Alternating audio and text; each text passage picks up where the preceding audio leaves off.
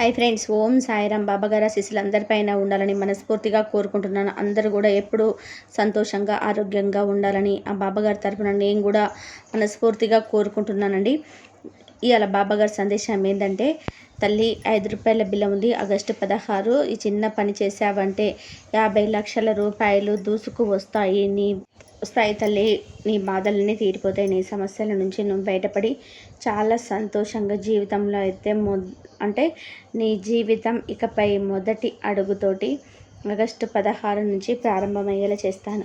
ఈ చిన్న పని చేసుకోమ్మా అని చెప్పి ఏదో ఒక తెలియని సందేశాన్ని ఈరోజు బాబాగారు మనకు అందించాలనుకుంటున్నారండి. మరి బాబాగారు అందించాలనుకుంటున్న ఈ సందేశమైనా కానీ అది మన భవిష్యత్తుకు పునాది అని చెప్పి మన అందరికీ తెలిసిన విషయమే కదా. సందేశం వినే ముందు కూడా ఈ వీడియోకి చిన్న లైక్ ఇచ్చి వీడియో వినడం అయితే మొదలు పెట్టండి. ఇక బాబాగారు అందించాల సందేశం ఏంటో ఆలస్యం చేయకుండా తెలుసుకుందాం. 5 రూపాయల బిల్ల అనేది తప్పకుండా ఉంటుంది. అయితే నేను చెప్పినట్టుగా ఈ చిన్న పని చేసుకో. దానికంటే ముందుగా నీకు ఒక చిన్న కథను చెప్తాను తల్లి. ఈ కథ అనేది కేవలం ఒక కథలా మాత్రమే చూడవద్దు. ఎందుకంటే నీ యొక్క చివరి శ్వాస వరకు నీ నిండు నూరేళ్ళు బ్రతకాలని చెప్పి ఆశీర్వదిస్తున్నాను తల్లి. నీ యొక్క చివరి శ్వాస వరకు ఈ కథలో ఒక 5 ముఖ్యమైన విషయాలు చెప్తాను. ఈ 5 ముఖ్యమైన విషయాలు నీ చివరి శ్వాస వరకు నువ్వు గుర్తుపెట్టుకుంటే గనక నీ యొక్క జీవితంలో ఎవరి ముందు నువ్వు తల వంచవు, ఎవరి ముందు నువ్వు చేయి చాపవు. అందరూ నీకు విలువిచ్చేటట్టుగా నీ జీవితం మారుతుంది. చాలా చాలా సంతోషంగా ఉంటుంది. ఆలస్యం చేయకుండా కథ చెప్తాను, జాగ్రత్తగా విని తెలుసుకో. ఒక ఊరిలో ఒక తండ్రి కొడుకులు ఉన్నారనమాట. తండ్రి తన కొడుకుని పిలిచి, నాయన నా దగ్గర 5 బంగారపు కాయిన్లు ఉన్నాయి. ఈ 5 బంగారపు కాయిన్లు తీసుకొని వెళ్ళి నువ్వు సిటీకి వెళ్ళి చక్కగా నా వ్యాపారం చేసుకొని సంతోషంగా ఉండు నాయన అని చెప్తాడనమాట. అయితే తన తండ్రి ఇచ్చిన ఆస్తి ఏదైతే ఉందంటే ఆ 5 బంగారు కాయిన్లే. ఇక అబ్బాయి కూడా యవ్వనపు వయసు కలిగిన వాడు కాబట్టి 5 బంగారు కాయలను అలా నాన్న ఇచ్చిన వెంటనే చాలా సంతోషంగా తీసుకొని వ్యాపారం చేసుకుందామని చెప్పేసి ఏంటి విషయాలు కనుక్కుందామని చెప్పి పట్నం బయలుదేరుతాడు. అలా పట్నం బయలుదేరేటప్పుడు దారిలో ఒక పెద్ద అడవి ఉంటుందన్నమాట. ఆ అడవిలో నుంచి వెళ్ళేటప్పుడు అతనికి దారిలో ఒక సాధువు కనిపిస్తాడనమాట. ఆయన చాలా మంచి మునీశ్వరుడు. అంటే మనకి 100 సంవత్సరాలు, 70 సంవత్సరాలు, 60 సంవత్సరాలు తపస్సు చేసి ఆ యొక్క తపస్సులో ఆ యొక్క సర్వం మొత్తం కూడా వదిలిపెట్టేసి కేవలం వారు నిష్టగా అంటే దైవానుగ్రహం కోసం కూర్చొని తపస్సు చేసే మహానుభావులు ఉంటారు కదా, అంత గొప్ప వ్యక్తి ఆ సాధువు కూడా. అయితే ఆ సాధువు కూడా అతని ప్రయాణంలో కలుస్తాడు. బాబు, నువ్వు పట్టణానికి ప్రయాణం అవుతున్నావు కదా, నేను కూడా పట్టణం దాకా ఒక చిన్న పని మీద వెళ్దాం అనుకుంటున్నాను కనుక నేను ఇక్కడ ఈ అడవి దాటి చాలా సమయం పడుతుంది, నేను కూడా నీతో పాటే కలిసి వస్తాను, ఇద్దరం కూడా తోడుగా వెళ్దాము అని చెప్పి సాధువు అమ్మాయితో చెప్తాడనమాట. ఆ అబ్బాయి కూడా సరే స్వామి, మీలాంటి మహానుభావులు నాతో ప్రయాణం చేయడం నిజంగా నా అదృష్టం. మనం ఇద్దరం కూడా చక్కగా మాట్లాడుకుంటూ ఈ అడవిని దాటి మనం చక్కగా పట్టణానికి వెళ్దాం స్వామి అని చెప్తాడనమాట. ఇక సరేనని చెప్పి ఇద్దరు కూడా అది ఇది అని చెప్పి మాట్లాడుకుంటూ నడకన ప్రారంభిస్తారు. కొంచెం దూరం వెళ్ళిన తర్వాత ఈ అబ్బాయి సాధువుని అడుగుతాడు, స్వామి మీరు మహానుభావులు, మీరు ఏదైనా కథ చెప్తే ఆ కథ జీవితానికి ముడిపడి ఉంటుంది అని చెప్పి నాకు తెలుసు. మా నాన్న చిన్నప్పుడు నాకు మంచి మంచి కథలు చెప్పేవాడు. ఇప్పుడు మీలాంటి మహానుభావుల నోట వెంట నేను కథను వినాలని అనుకుంటున్నాను స్వామి, దయచేసి నాకు కథను చెప్పండి స్వామి అని చెప్పి అంటాడనమాట. అంటే అప్పుడు ఆ స్వామి ఏమంటాడంటే, నాయన నేను నీకు కథను ఖచ్చితంగా చెప్తాను, కానీ ఊరికే మాత్రం చెప్పను. నేను కథ చెప్పాలి అంటే నాకు కొంచెం ధనం అనేది ఇవ్వాలి అని చెప్పి చెప్తాడనమాట. అప్పుడు ఆ అబ్బాయి ముందు షాక్ అవుతాడు. అదేంటి స్వామి ధనం అడుగుతున్నాడు ఏంటి? సరే, ఇంతటి మహాభాగ్యం నాకు మళ్ళీ జీవితంలో కలుగుతుందో లేదో, ఇంతటి మహానుభావంతో నేను ప్రయాణం చేస్తున్నాను అంటే ఈయన నుంచి నేను ఏదైనా ఖచ్చితంగా నేర్చుకోవాలి. నా దగ్గర 5 బంగారపు కాయిన్లు ఉన్నాయి కదా, ఒక బంగారు కాయిన్ ఇచ్చేసి ఆయన కథ చెప్దామని చెప్పి అడుగుతాడనమాట. ఇక అనుకున్నది అన్నట్టుగానే అతని దగ్గర ఉన్న బంగారు కాయిన్ తీసి స్వామికి ఇచ్చి, స్వామి చెప్పండి అని చెప్పి అనగా, నాయన సిటీకి నువ్వు పని మీద వెళ్తున్నావు కదా, నువ్వు అక్కడికి వెళ్ళిన తర్వాత ఏ పనైనా కానీ చిన్నది పెద్దది ఇది నాకు సరైనదా, ఇటువంటిది ఏది కూడా ఆలోచించకుండా, ఎటువంటి గర్వం అనేది చూపించుకోకుండా చక్కగా నువ్వు ఏ పని దొరికితే ఆ పని ప్రతిరోజు కూడా ఏ పని దొరికితే ఆ పని చేసుకుంటూ ముందుకెళ్ళిపో. ఎందుకంటే చాలామంది కూడా సిటీకి వెళ్ళి ఏదో ఒక గొప్ప ఉద్యోగం చేయాలి అని చెప్పి అనుకొని ఆ ఉద్యోగం దొరకక వాళ్ళ దగ్గర ఉన్న ధనాన్ని మొత్తం కూడా పూర్తి చేసుకొని ఇవాల్టి రోజున చాలామంది వారి యొక్క జీవితంలో సమయాన్ని వృధా చేసుకుంటున్నారు. అలా వృధా చేసుకోకుండా ఏ పని దొరికితే ఆ పని చెయ్యి అని చెప్పి ఆ స్వామి అబ్బాయికి చెప్తాడనమాట. తప్పకుండా స్వామి మంచి ఉపదేశం ఇచ్చారు, మీకు అందుకు ధన్యవాదాలు, ఇక కథను మొదలు పెట్టండి అని చెప్పి అంటాడనమాట అబ్బాయి. అప్పుడు ఆ స్వామి ఏమంటాడంటే, కథే కథన నాయన, ఇప్పుడు వరకు నేను చెప్పింది స్వామి మీరు ఉపదేశం ఇచ్చారు, కథ ఎలా అవుతుంది, ఇది కథ కాదు కదా అంటే, కాదు నాయన ఇదే కథ, ఇది నీ జీవితానికి ఉపయోగపడుతుంది, తప్పకుండా దీన్ని గుర్తుంచుకో అని చెప్పి చెప్తాడనమాట. సరే, ఇక ఈ స్వామి నాకు ఎందుకు ఈ మాట చెప్పారని నాకు తెలియదు, కానీ ఖచ్చితంగా ఇది నాకు జీవితంలో ఉపయోగపడుతుంది అని చెప్పి ఆశిస్తున్నాను అని చెప్పి మనసులో అనుకొని తన దగ్గర ఉన్న 2వ బంగారపు కాయను తీసి స్వామికి ఇచ్చి, స్వామి ఇప్పటి వరకు మీరు కథ చెప్పాను అన్నారు, సరే నాకు ఇంకొక కథ కావాలి, ఈ కాయన్ని కూడా తీసుకొని మీరు కథ చెప్పండి అని చెప్పి అంటారనమాట. ఆ స్వామి సరేనని చెప్పి కాయన్ని తీసుకొని, నాయన వేరే వారి దగ్గర వస్తువులు చాలా విలువైనవిగా కనపడవచ్చు, కానీ ఎప్పుడైనా కానీ వేరే వారి యొక్క వస్తువులని అంటే ఆ వస్తువుల మీద నువ్వు ఎటువంటి అధికారాన్ని చూపించకూడదు. వేరే వారి వస్తువులు ఎంత విలువైనవి అయినప్పటికీ కూడా వాటిని నువ్వు మట్టిలాగా చూడాలి, గుర్తుంచుకో అని చెప్పి చెప్తాడనమాట. అప్పుడు తప్పకుండా స్వామి నేను వేరే వారి వస్తువుల మీద ఆశపడను, మీరు చెప్పినట్టుగానే నడుచుకుంటాను అని చెప్పి చెప్తాడనమాట. ఇప్పుడు ఇక కథ చెప్పండి స్వామి అని చెప్పి చాలా ఆశగా అడుగుతాడు అబ్బాయి. అప్పుడు స్వామి చెప్పాను కదా నాయన, ఇది కూడా కథే అని చెప్పి స్వామి నవ్వుతూ అంటాడు. లేదు స్వామి మీరు మళ్ళీ నాకు ఉపదేశం ఇచ్చారు అని చెప్పి అనగా, లేదు నాయన ఇది కూడా ఒక కథే, నీ జీవితానికి ఉపయోగపడేది, గుర్తుపెట్టుకో అని చెప్పి చెప్తాడనమాట. సరే, ఇక చేసేదేమీ లేక ఇంతటి మహానుభావుడితో మళ్ళీ నాకు ప్రయాణం ఇక నా జీవితంలో దొరుకుతుందా అని చెప్పేసి 3వ కాయని తీసుకొచ్చి స్వామికి ఇచ్చేసి, స్వామి ఇప్పటి వరకు మీరు కథ చెప్పాను అని చెప్పి నాకు ఉపదేశం ఇచ్చారు, మరి ఉపదేశాన్ని నా జీవితంలో ఉపయోగపడతాయి అని చెప్పి ఆశిస్తున్నాను కనుక ఈసారైనా కానీ కథ చెప్పండి స్వామి అని చెప్పి అడుగుతాడనమాట. అడిగి ఆ 3వ కాయన్ని ఆ స్వామికి ఇస్తాడు.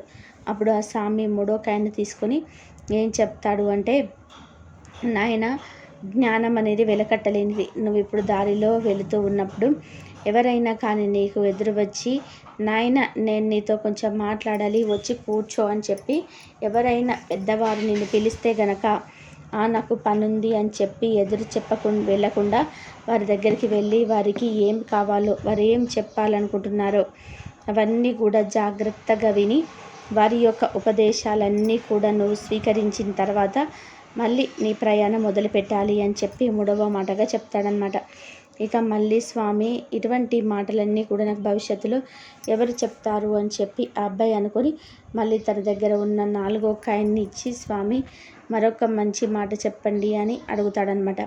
అప్పుడు ఆ స్వామి అతడికి ఏం చెప్తాడు అంటే, 4వ మాటగా నాయన, దుష్ట బుద్ధి గల ఆడవాళ్ళు ఎవరైతే ఉంటారో ఆ దుష్ట బుద్ధి గల ఆడవారిని మాత్రం ఎప్పుడు కూడా నువ్వు నమ్మకూడదు అని గుర్తుంచుకో, మంచి వారి గురించి కాదు, దుష్ట బుద్ధి ఉన్న ఆడవాళ్ళు మాత్రం ఎప్పుడు కూడా నువ్వు నమ్మకూడదు అని చెప్పి చెప్తాడనమాట.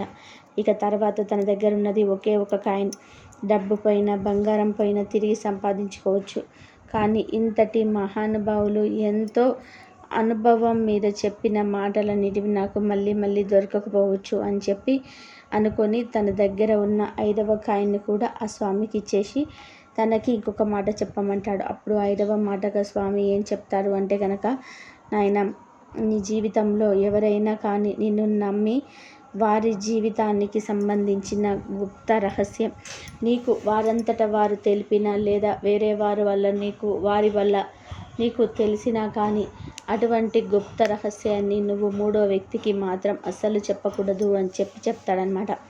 అప్పుడు దానికి ఆ అబ్బాయి సరే స్వామి అని చెప్పి అనుకొని ఇక 5 విషయాలు కూడా తన మనసులో గుర్తుపెట్టుకొని ఇక వారు పట్టణానికి ఆ మాటల సందడిలో పడి అడవిని దాటి బయటకి చేరుకుంటారు. ఇద్దరు కూడా ఎవరి ప్రయాణం వారు చూసుకొని వెళ్ళిపోతారనమాట. ఇక తర్వాత అబ్బాయికి పట్టణంలో పని కోసం వెతుకుతుండగా అతడు స్వామీజీ చెప్పిన విషయాన్ని గుర్తు చేసుకుంటాడు. ఏ పని దొరికితే ఆ పని చేయమని. ఇక దాని గురించి ఆలోచిస్తూ చెట్టు కింద కూర్చున్నప్పుడు అక్కడే ఒక రాజమందిరం ఉంటుంది. ఆ రాజమందిరంలో నుంచి ఒక అతను బయటకి వస్తాడు. అతని పేరు ఆనంద్ అనమాట. ఈ అబ్బాయి పేరేమో విక్రమ్, గుర్తుంచుకోండి. అతని పేరు ఆనంద్, ఈ అబ్బాయి పేరు విక్రమ్ అనమాట. అయితే ఆనంద్ అనే అబ్బాయి విక్రమ్ అనే అబ్బాయికి మా అమ్మకి చాలా అనారోగ్యంగా ఉంది, తన దగ్గరికి నేను వెళ్ళి నెల రోజులు సేవ చేయాలనుకుంటున్నాను. ఈ రాజమందిరంలో నాకు గుర్రాలు చూసుకునే ఆ ఉద్యోగం ఉంది. ఆ గుర్రాలు చూసుకునే ఉద్యోగాన్ని నేను మానివేసి వెళ్ళాలనంటే రాజుగారు నన్ను పూర్తిగా పనిలో నుంచి తీసివేస్తారు. నీ మొహంకెళ్ళి చూస్తే నువ్వు చాలా మంచిగాడిలా కనబడుతున్నావు కనుక ఈ నెల రోజులు నా కింద నిన్ను పెడదామని చెప్పి అనుకుంటున్నాను. ఆ నెల రోజులు జీవితం ఎంతైతే రాజుగారు నాకు ఇస్తారో ఒక్క పైసా కూడా నేను తీసుకోకుండా నీకు ఇస్తాను. నీకు ఆ పని చేయడం ఇష్టమేనా అని చెప్పి అడుగుతాడు. అప్పుడు గురువు చెప్పిన మాట గుర్తుంచుకొని ఏదైతే అది ఖాళీగా ఉండకూడదు అని చెప్పేసి అనుకొని సరే అని చెప్పి విక్రమ్ ఒప్పుకుంటాడనమాట. ఇక విక్రమ్ని ఆనంద్ రాజ్ దగ్గర తీసుకొని వెళ్ళి జరిగిందంతా కూడా చెప్తాడు. నేను మా అమ్మ దగ్గరికి వెళ్తున్నాను. నా కింద నా స్నేహితుడు చాలా నమ్మకమైన వాడు విక్రమ్ అనే అబ్బాయి. ఈ అబ్బాయి నుంచి వెళ్తున్నాను. నా కింద గుర్రాలను ఇతడే చూసుకుంటాడు అని చెప్పగా అప్పుడు రాజు ఈ మాట చెప్తాడు. నువ్వు మీ అమ్మని చూసుకోవడానికి వెళ్తున్నాను. నా గుర్రాలంటే చాలా ఇష్టం. నీకు అప్పగించిన 10 గుర్రాలు ఇకపై తను చూసుకుంటాడు కాబట్టి ఆ 10 గుర్రాలకు ఏదైనా తేడా వస్తే మాత్రం నిన్నే నేను దండిస్తాను అని చెప్పి రాజు చెప్తాడు. అటువంటిదేమీ రాదు. సరే మీరు అప్పుడు నాకు ఏ శిక్ష వేసినా ఓకే అని చెప్పి ఆనంద్ అయితే వెళ్ళిపోతాడనమాట. ఇక విక్రమ్కి తనకు 10 గుర్రాలను చూపించి ఇక విక్రమ్ తనకు అప్పచెప్పిన 10 గుర్రాలను చాలా జాగ్రత్తగా చూసుకుందామని చెప్పి ఇక ఆ గుర్రంశాలలోకి వెళ్తాడు. గుర్రంశాలలోకి వెళ్ళి 100 గుర్రాలు ఉంటాయి. చాలామంది పనివారు ఉంటారు. ఒక్కొక్కరికి 10 గుర్రాలు అంటే 10 గుర్రాలు మంచి చెల్లు వారికి పొద్దున తిండి పెట్టడం, దాన వేయడం, ఇక వారికి స్నానాలు చేయించడం, వారికి చక్కగా పక్కలాగా మంచిగా గడ్డిని పరచడం, ఇలా అన్నీ కూడా చేస్తూ ఉంటాడనమాట. అయితే ఇక తర్వాత ఆ యొక్క 10 గుర్రాలు ఇతని బాధ్యత కాబట్టి ఆ యొక్క గుర్రాలు తినిపించడానికి ఉలువలు, జొన్నలు, సజ్జలు వీటన్నిటిని కూడా దానాగా బస్తాలుగా అక్కడ ఉంటాయన్నమాట. ఇక ఇతను నీళ్లు పెట్టి చక్కగా మంచిగా వాటికి ధాన్యం అనేది తినిపిస్తూ ఉంటాడు. ఇక పక్కన వారిని చూస్తే పక్కన వారు చాలా మద్యాన్ని సేవిస్తూ ఉంటారు. గుర్రానికి మాత్రం తిండి పెట్టరు. అతను వెళ్ళి ఇతనికి చెప్తాడనమాట. ఏమనంటే గుర్రాలు చాలా ఆకలిగా ఉన్నాయి, మీరు చూస్తే ఇలా మద్యం తాగుతున్నారు, గుర్రాలకి దాన పెట్టండి లేచి అని చెప్తే వారు ఏం చెప్తారు అంటే ఆ మిగతా పనివారు మేము గుర్రాలకి దాన ఎప్పుడు పెట్టాము, రాజుగారు బస్తాలు దానాన్ని ఇస్తారు గుర్రాలకు పెట్టమని, అందులో సగం మేము గుర్రాలకు పెట్టి మిగతా సగం అమ్ముకొని ఆ వచ్చిన డబ్బుతో మద్యాన్ని మేము సేవిస్తూ ఉంటాము, మేము ఈ విధంగా చేస్తూ ఉంటాము, నువ్వు కూడా అలాగే చేసి బాగా డబ్బులు వెనక వేసుకో అని చెప్తారనమాట. ఇక వారు చెప్పిన మాటలకి ఈ అబ్బాయికి కూడా కొంచెం ఆ విక్రమణ అబ్బాయికి కొంచెం ఆశ కలుగుతుంది. ఇక నేనేటు నెల రోజులే కదా ఉండేది, ఈ నెల రోజులు ఈ పని చేసి నేను కూడా డబ్బుని వెనక వేసుకుంటాను, చాలా ధనం వస్తుంది, జీతంతో పాటు నాకు పై డబ్బులు కూడా వస్తాయి అని చెప్పి ఆశపడతాడనమాట. అలా ఆశపడుతూ ఉండగా ఆ యొక్క స్వామి చెప్పిన మాట గుర్తుకొస్తుంది.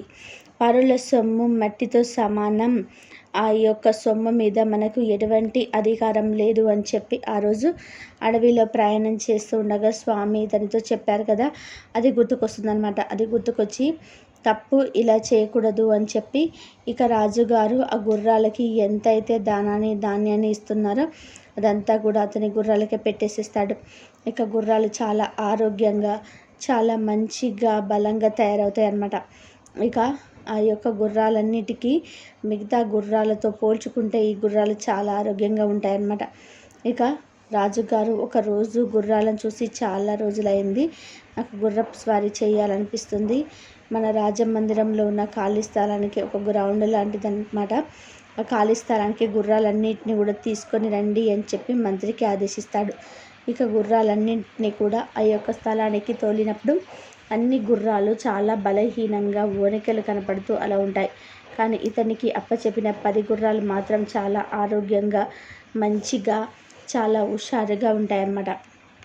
ఇదంతా గమనించి రాజు అతన్ని పిలిపించి అడుగుతాడు, అందరికీ కూడా అన్ని గుర్రాలకి కూడా ఒకే ధాన్యాన్ని నేను ఇస్తున్నాను. మరి మిగతా గుర్రాలతో పోల్చుకుంటే ఈ 10 గుర్రాలు చాలా ఆరోగ్యంగా ఉన్నాయి. దీనికి కారణం ఏంటి అని చెప్పి అనగా అతన్ని పిలిపించి అంటే విక్రమ్ని పిలిపించి అడగగా అప్పుడు విక్రమ్ ఏం చెప్తాడు అంటే, ఇక నాతోటి వాళ్ళు ఉన్నారు కదా పని వాళ్ళు గుర్రాలను చూసుకునేవారు, వారందరినీ కూడా ఈ సభకి పిలిపించండి మహారాజా, నేను వారి ఎదురుగా ఈ యొక్క సీక్రెట్ అనేది నేను చెప్తాను అని చెప్పగా అప్పుడు మహారాజు ఆ యొక్క పని వారిని కూడా పిలిపిస్తాడనమాట. పిలిపించి అడుగుతాడు ఆ విక్రమ్ని. అప్పుడు విక్రమ్ ఏం చెప్తాడు అంటే, అన్ని గుర్రాలకు మీరు సమానమైన ధాన్యాన్ని ఇస్తున్నారు, కానీ వీరు ధనానికి మద్యానికి ఆశపడి మీరు ఇచ్చిన ధాన్యంలో సగం వాటా బయట అమ్మేసి డబ్బులు తెచ్చుకొని దాంతో మద్యం తాగుతున్నారు. గుర్రాలకు దానం పరిపూర్ణంగా వేయటం లేదు, అందుకని ఆ గుర్రాలు బలహీనంగా తయారవుతున్నాయి అని చెప్తాడనమాట. అప్పుడు ఇతను నిజాయితీకి మెచ్చి వారికి ఇటువంటి చెడ్డ పనులు, మద్యం చేయించడం, ధాన్యాన్ని అమ్మడం ఇవన్నీ ఏవి చేయకుండా ఉండాలంటే వీరందరి మీద పై అధికారికి ఇతను నియమించాలి అని చెప్పి రాజు అనుకుని, నేను నీకు మంచి ఉద్యోగాన్ని ఇక్కడ ఇస్తున్నాను, నీవు ఆనంద్ కింద పనివాడిగా వచ్చావు, కానీ ఇప్పుడు ఆనంద్ పై అధికారిగా నియమిస్తున్నాను. ఇప్పుడు ఈ గుర్రాలను చూసుకునే పనివారు ఎవరైతే ఉన్నారో వారందరికీ కూడా నీకు హెడ్గా నియమిస్తున్నాను. నేలకి నీకు 500 బంగారు కాయిన్లు ఇస్తాను. నువ్వు గుర్రాలకి వారికి సరిగ్గా ఆహారాన్ని అంతా పెడుతున్నారా లేదా, వారి యొక్క పనిని చక్కగా చేస్తున్నారా లేదా, ఇదొక్కటి నువ్వు గమనించాలి అని చెప్పి చెప్తాడనమాట. అప్పుడు విక్రమ్ చాలా సంతోషిస్తాడు. చాలా సంతోషించి పనిని తన నిజాయితీగా అప్పటి నుంచి చేస్తూ ఉంటాడు. ఇప్పుడు లోపు ఆనంద్ ఇంకా తను తిరిగి మళ్ళీ రాజమందిరానికి వస్తాడు. ఇక తనతో పాటు వారందరూ కూడా ఆనంద్కి జరిగినంతా కూడా చెప్తాడు. అప్పుడు ఆనంద్ అంటాడు, ఇప్పుడు మీరు భయపడవద్దు, నేను చేశాను కదా, ఇక తను వెళ్ళిపోతాడులే అని చెప్పి ఎక్కడికి వెళ్ళేది అతన్ని మీద పై అధికారిగా నిర్మించాడు, ఇక తను ఎక్కడికి వెళ్ళాడు, ఇక్కడే ఉంటాడు అని చెప్పేసరికి ఆనంద్కి ఒక రకమైన కుళ్ళు, ఈర్ష్య అనేది అతనికి వస్తుందన్నమాట. ఇదంతా కూడా ఇక ఇదే ఎవరికైనా ఉంటుంది, నేను తీసుకొచ్చిన అతను ఇప్పుడు నా మీద పై అధికారిగా అయ్యాడని చెప్పి ఆ విషయానికి జీర్ణించుకోలేకపోతాడు ఆనంద్. ఒకసారి సాయంత్రం గుర్రాలకు చేసే పనంతా కూడా అయిపోయిన తర్వాత విక్రమ్ అటు పక్కగా రాజమందిరంకి వెళ్తూ ఉండగా ఆ రాజు యొక్క కుమార్తె ఈ ఆనందను కలవడానికి ఒక గదిలోకి వెళ్తూ ఉండడం చూస్తాడు. చూసి వారిద్దరు కూడా పర్సనల్గా మాట్లాడుకోవడం వింటాడు. ఈ ఆనంద్ రాజు పనికి నియమిస్తే తన కుమార్తె మీద కన్ను వేసి తనను ప్రేమిస్తాను అని చెప్పి మాయమాటలు చెప్తున్నాడు. అసలు ఇదంతా చేసేంతవరకు కరెక్ట్ అని చెప్పి రాజును చెప్పాలని చెప్పి అనుకుంటాడనమాట. అలా మనసులో అనుకుంటూ ఉండగా అప్పుడు ఆ రాజు కుమార్తె ఆనంద్తో ఏమంటుందంటే, ఏంటి ఆనంద్ ఇంత నీరసంగా ఉన్నావు, ఇంత ఇది లేకుంటున్నావు అని చెప్పి అడిగేసరికి అప్పుడు ఆ యొక్క ఆనంద్ ఏం చెప్తాడంటే, ఇలా నేను తీసుకొచ్చిన విక్రమ్ అనే అబ్బాయికి మా పై అధికారిగా నియమించాడు మీ నాన్నగారు, నాకు ఈర్ష్యగా ఉంది, అతన్ని ఎలాగైనా పంపించాలి ఆలోచిస్తున్నానంటే అప్పుడు ఆ రాజకుమార్తె ఏమంటుందంటే, నేను రేపటిలోగా తనను పంపించే ఏర్పాటు చేస్తాను, నువ్వు దీని గురించి ఏం బాధపడకు, ధైర్యంగా ఉండని చెప్తుందనమాట. ఇక కొంచెంసేపటి గదిలో నుంచి ఆ రాజకుమార్తె పెద్దగా అరుస్తూ కేకలు పెడుతూ ఉంటుందన్నమాట. ఇదంతా కూడా మహారాజుకు చెప్దామని చెప్పి అనేసరికి విక్రమ్కి స్వామి చెప్పిన మాట గుర్తుకొస్తుంది. నీ జీవితంలో ఎవరిదైనా గుప్త రహస్యం ఉంటే ఆ రహస్యం అనేది 3వ వ్యక్తికి అసలు చెప్పకూడదు అని చెప్పే మాట గుర్తుకొస్తుంది అనమాట. అది గుర్తుకొచ్చి తప్పు, నేను చెప్పకూడదు, మహారాజు కుమార్తె అయిన ఇది తన జీవితంలో రహస్యం కాబట్టి నేను చెప్పడం కరెక్ట్ కాదని చెప్పి తన పని తాను చూసుకొని వెళ్ళిపోతాడు. ఇక ఈ రాజకుమార్తె పెద్దగా అరిచేసరికి అందరు బయటికి వస్తారు. బయటకు వచ్చి ఆ మహారాజు రాజకుమార్తె గదిలోకి వెళ్ళి, ఏంది తల్లి, ఏమైంది, ఎందుకు ఇలా అరుస్తున్నావు, ఎందుకు ఏడుస్తున్నావు అని చెప్పి అడుగుతాడనమాట. అప్పుడు రాజకుమార్తె ఏడుస్తూ మహారాజుతో చెప్తుంది, నీవు కొత్తగా నియమించిన అధికారి ఎవడైతే ఉన్నాడో ఆ విక్రమ్ నన్ను పాడు చేయాలని చూశాడు, నన్ను ఇది చేయాలని చూశాడు అని చెప్పి ఇంకా పెద్దగా ఏడుస్తుందనమాట. ఇక అప్పుడు ఆ మహారాజుకి ఆ విక్రమ్ మీద చాలా కోపం వస్తుంది. నువ్వు కోప్పడి అతనికి శిక్ష విధిస్తే సరికాదు నాన్న, మీరు ఏం చేయాలి అంటే అతడికి మరణదండన విధించండి, అది రేపటిలోగానే జరిగిపోవాలి అని చెప్తాడనమాట. ఆ కుమార్తె చెప్తుందనమాట.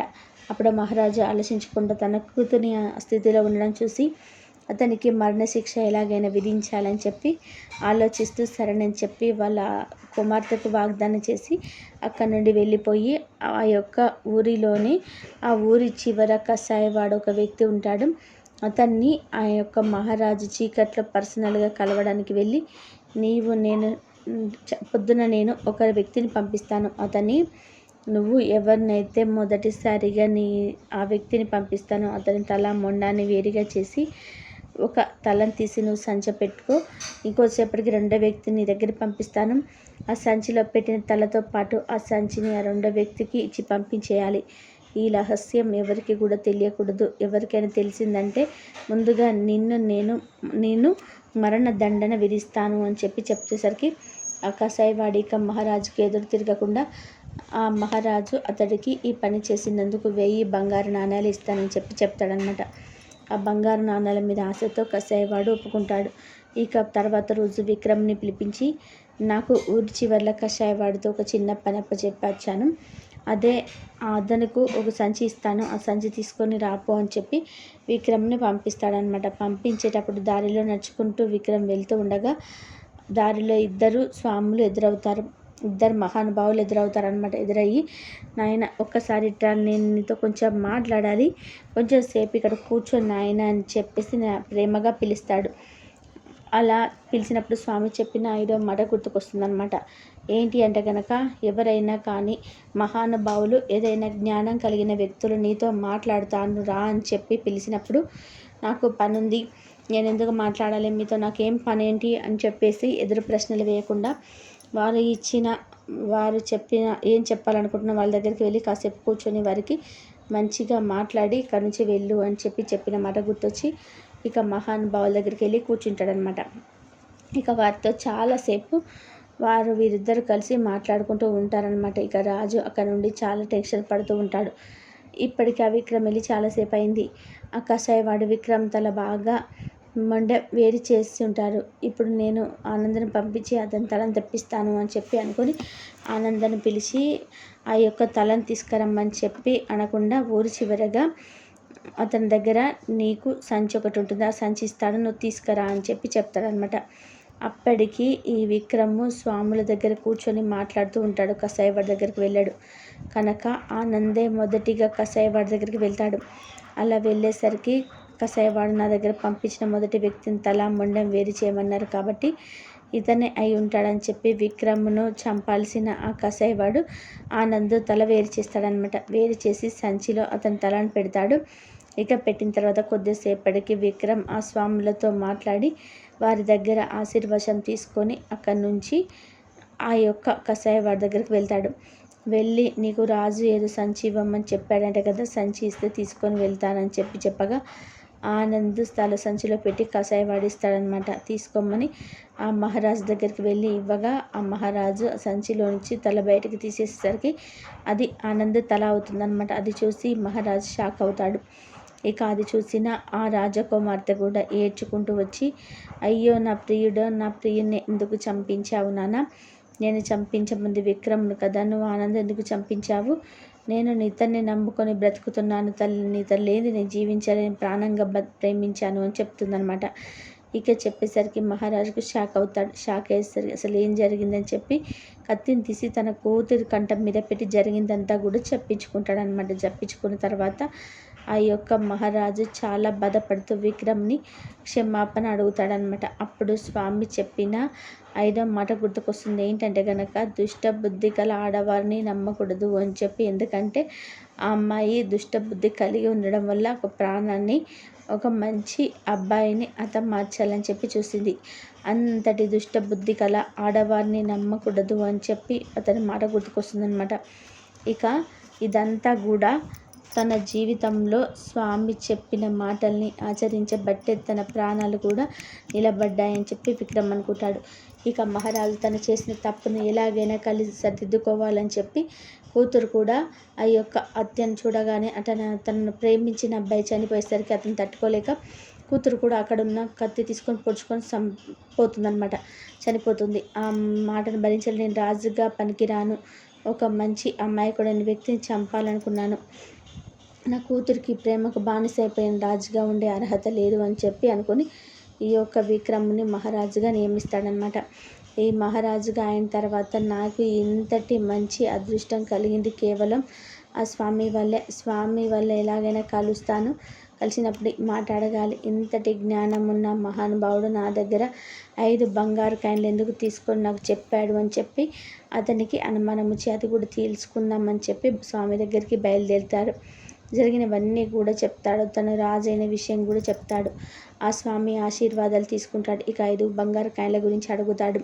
మీరు ఇంతటి జ్ఞానం ఉన్నవాళ్ళు, మీకు అసలు డబ్బే అవసరం లేదు, మీరు అడవుల్లో ధ్యానం చేసుకుంటూ బ్రతుకుతారు, అటువంటిది మీరు 5 బంగారు కాయలను తీసుకొని నాకు ఇవన్నీ ఎందుకో ఉపదేశించారు అని చెప్పి అడగగా, ఆయన మనిషి జన్మెత్తిన తర్వాత డబ్బు మీద బంగారం మీద ప్రతి మనిషికి వ్యామోహం ఉండడం సహజం. డబ్బుతో కొన్న వస్తువుకి చాలా విలువ ఉంటుంది, అదేవిధంగా డబ్బుతో కొన్న మాటలకి కూడా చాలా విలువ ఉంటుంది. నేను ఈ 5 కాయిన్లు బంగారపు కాయిన్లు తీసుకొని నేను మీ ఈ మాట చెప్పబట్టే నువ్వు ఈ మాట జాగ్రత్తగా ఉంచుకున్నావు. అదే ఇటువంటి ధనం లేకుండా ఊరికే చెప్పే మాటలను నువ్వు అతను గుర్తుంచుకునేవాడివే కాదు, అందుకని నేను తీసుకున్నానని చెప్పగా అవునా స్వామి అని చెప్పి నమస్కరించి అక్కడి నుంచి వెళ్ళిపోతాడనమాట. తల్లి, నీకు కూడా ఈ 5 విషయాలు గుర్తుంచుకున్నావు కదూ, ఈ 5 విషయాలు అనేటివి నీ జీవితంలో నీ ఎదుగుదలకు, ఆ విక్రమ్ అనే వ్యక్తి ఎదుగుదలకు ఎంతగానో ఉపయోగపడ్డాయో నీకు కూడా అంతగానో ఉపయోగపడతాయి కనుక ఈ 5 విషయాలు నువ్వు ఎప్పటికీ కూడా మర్చిపోవద్దు తల్లి. ఇక 5 రూపాయల బిళ్ళతో ఆగస్టు 16 వరలక్ష్మి వ్రతం రోజు 2వ శ్రావణ శుక్రవారం రోజు నేను చెప్పినట్టుగా ఈ చిన్న పని చేసుకుంటే 50 లక్షల ధనం అనేది నీకు వస్తుంది. తల్లి, నువ్వు 5 రూపాయల బిళ్ళ ఒకటి తీసుకొని ఇప్పుడు నీకు ఈ మంత్రాన్ని నేనైతే ఒకటి చెప్తానో ఆ మంత్రాన్ని మీరు 5 సార్లు అమ్మవారి పూజ చేసుకున్నప్పుడు చెప్పుకొని మీ యొక్క కోరికను సంకల్పం చేసుకొని పూజను విరమించుకో. వరలక్ష్మి తల్లి అంటే వరాలిచ్చే మహాలక్ష్మి. ఈ వరలక్ష్మీదేవి ప్రతి ఒక్క మహిళ కూడా తనకి పసుపు కుంకుమను ఇస్తుంది, సౌభాగ్యాన్ని ఇస్తుంది, ధనాన్ని ఇస్తుంది, ఆరోగ్యాన్ని ఇస్తుంది. తన భర్త చేసే పనిలో తనకి మంచిగా ఎక్కువ వ్యాపారం అనేది, ఎక్కువ ధనం అనేది కలిసి వచ్చేటట్టుగా చూస్తుంది. భర్త ఆరోగ్యాన్ని మంచిగా చూస్తుంది. కుటుంబం అంతా కూడా సంతోషంగా ఉండడానికి వరలక్ష్మి వ్రతం చేసుకునే ప్రతి ఒక్క మహిళలకు కూడా ఈ యొక్క మంత్రాన్ని 5 రూపాయల బిళ్ళని చేతిలో పెట్టుకొని ఈ యొక్క మంత్రాన్ని గనక 5 సార్లు పఠించి వారి యొక్క సంకల్పాన్ని చెప్పుకున్నట్లయితే గనక ఏదైతే సంకల్పించుకుంటున్నారో ఆ యొక్క సంకల్పం అనేది 24 గంటల్లోనే తీరిపోతుంది. తర్వాత 5 రూపాయల బిళ్ళను మీరు ఎలాగైనా కూడా మీ యొక్క ఖర్చులకు వాడుకోవచ్చు. తల్లి, వరలక్ష్మి వ్రతం చేసుకోకపోయినా నార్మల్గా ఒక దీపం పెట్టుకున్నా కానీ ఈ యొక్క మంత్రాన్ని పఠించడం మాత్రం అస్సలు మర్చిపోవద్దమ్మా. ఎందుకంటే వరాలు ఇచ్చే వరలక్ష్మీదేవి. సంవత్సరానికి ఒకసారి వచ్చే శ్రావణ మాసంలో వరలక్ష్మి వ్రతం రోజు అంటే 2వ శ్రావణ శుక్రవారం రోజు ఈ మంత్రాన్ని పఠించడం వారికి అష్టైశ్వర్యాలు, సర్వ సంపదలు కలుగుతాయి. తప్పకుండా గుర్తుంచుకోమ్మా అని చెప్పి ఈరోజు బాబాగారు మనకు చక్కటి సందేశాన్ని అందించారండి. మరి బాబాగారు అందించిన ఈ సందేశం మీ అందరికీ కూడా నచ్చింది అనుకుంటున్నాను. నచ్చింది అనిపిస్తే చూసి వెళ్ళేవారు తప్పకుండా ఒక చిన్న లైక్ ఇవ్వండి.